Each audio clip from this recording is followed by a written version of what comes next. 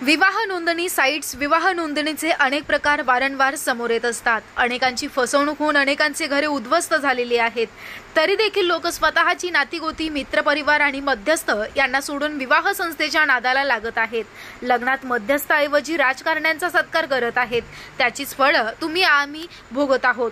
विवाह नोंदणी साइटवरून घटस्फोटित महिलांची माहिती घेत त्यांच्याशी लग्न करून पैसे उकळणारा प्रकार समोर आलाय। या प्रकरणी पंकज रमेश पाटील ओव्हळ, जिल्हा पालघर यासह त्याचे आई वडील बहिणीसह 5 जणांविरुद्ध शहर पोलीस ठाण्यात गुन्हा दाखल झाला।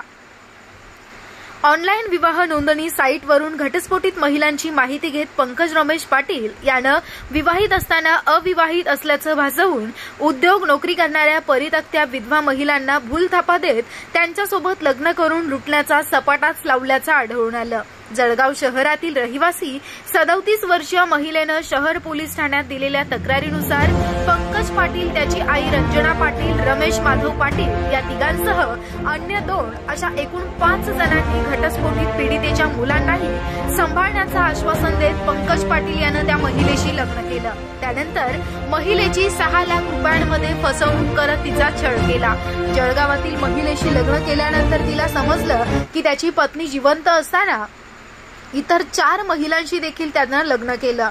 तिनं जळगाव शहर पोलीस ठाण्यात फिर्याद दिली। त्यावरून वरील 5 जणांविरुद्ध गुन्हा दाखल झाला। सहाय्यक निरीक्षक कल्याणी वर्मा तपास करत